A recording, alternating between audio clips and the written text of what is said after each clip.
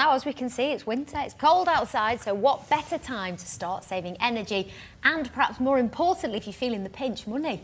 Dave Wills is here from Premier Energy Solutions with Andy Devlin. A very good morning to both of you. Thanks for joining us. Yeah, I was going to say, guys, we've been out onto the streets. We're getting some actual tips, being out to people's houses and being able to get some stuff we've got on camera, which we're going to show next week. So we've got you guys in first now as a prelude to that, of actually giving people ideas as to how they can save money at home. Yeah. And let's start off with that insulation, because that's like a mighty wedge there. Oh, I'll say. 10.5 inches. 10.5 inches. How important is 10.5 inches?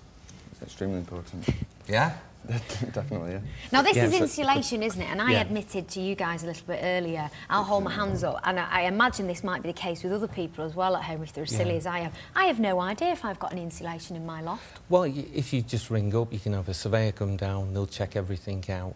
But if you think that that's what we've got, that's what it used to be, and this is what it actually is now. Yeah. I mean, it's tremendous different, but just by having that in can save you up to £150 a year. So this would go in your loft and it stops your heat rising out of your roof. Yeah. It does. Really, doesn't it? It'll save you £150 a year, but will it cost you more in more insulation? No, I mean, with the grants now, everyone gets the impression with grants it's only a few, but everyone's entitled to a grant. Right. Are they? Every single person in the UK is entitled to a grant, whether that be a light bulb or full central heating. So to have something like that in your loft can cost as little as £150.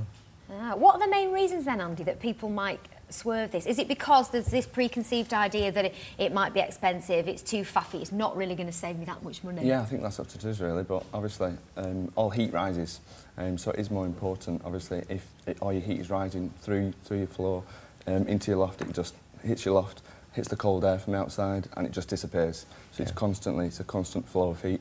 Whereas once you insulate your loft, obviously it retains the heat within the roof space, keeps it within your home. The other thing as well is what people don't realise, just doing some of the Andy tips we've said can save you between £300 and £600 a year. That's a lot of money, isn't it? With the gas bills we've got now, it's a tremendous amount of money.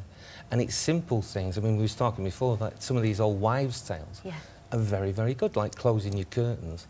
And the one that I thought was quite good, everyone advises you to have a shower and don't have a bath. But if you have a bath, leave the bath water in. It's heating the room, and don't let it out till it goes cold. I thought you were going to say share. Well, all get in one bath. No, the sharing, get the whole family in. The sharing's the best thing you do that. The sharing's good. But just leaving that hot water in the bath till it goes cold, then letting it go down. That's a good idea. So there's lots of little helpful tips like that. Even that with a room stat, if we turn a room stat down by 1 degree, it's £100 saving. A year? A year. That's amazing. So just 1 degree, I mean, really, you wouldn't feel turning this little difference. thing down in your house can save you almost £100 a year. Yeah, it can save you by one measly degree, and really you wouldn't be able to tell the difference. And then you've got other little things, is that if you walk into a hallway that's really, really warm, I mean, you don't want your hallways really warm. You want your living room warm.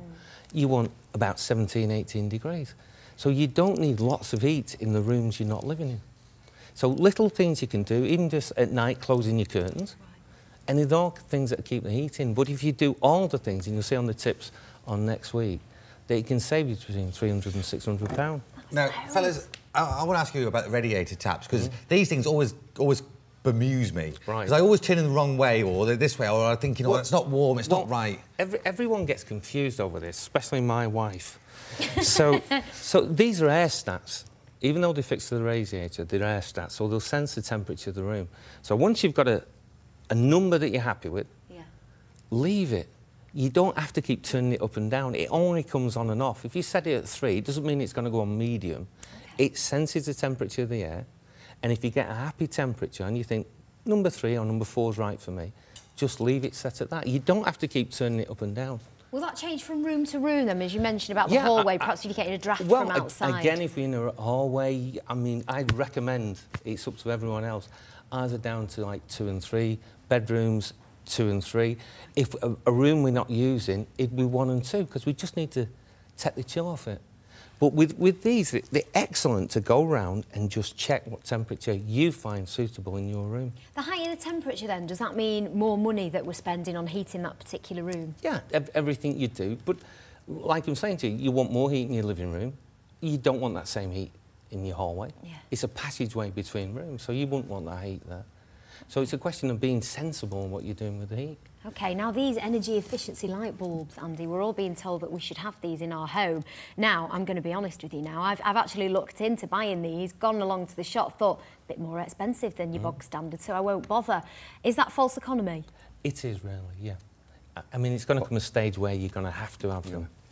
I mean, they're going to last. They last 10 times more than your average light bulb, and 80% less electricity used to actually light them. So they're worth investing in, really, then, aren't they? Yeah. Although the initial outlay might be 50, 60p more, they're going to last you longer. Well, the price of them's come really down now. And some of them, if you go through a survey, go for an energy survey, you might get them free. Yeah. Oh, good tip. Now, you are going to be back next week, as Byron said. Yep. You're going to have some more energy tips. But just quickly, replace old boilers. That's a bugbear of mine, because it's costly, isn't it? But you would recommend definitely going down that road. I'd always say if it's not broke, don't fix it. Yeah. Except when it comes to boilers. Anything over 15 years, its efficiency really goes down the hill. You're talking about 50% efficient. So the more you keep them, the more money you're actually going to spend.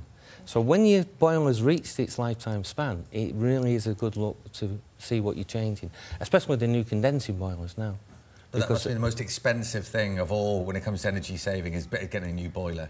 Well, getting energy efficient boiler will save you hundreds and hundreds of pounds. And just quickly, because we are out of time, as I say, you will be back next week. You've got loads of great tips for us. I've been picking your brains in the break. I get a draft in from outside. You were saying that those snake things are quite good, aren't they? Brilliant. See, go back to the old school. Nothing wrong with them. Yeah, Make one. Brilliant. Give them out at Christmas. Yeah, something for the kids to do as well. Yeah. Fellas, thank you very much for joining us. We Thank you look forward to some of these tips being taken out onto the streets of Manchester. So make sure you tune in next week for that.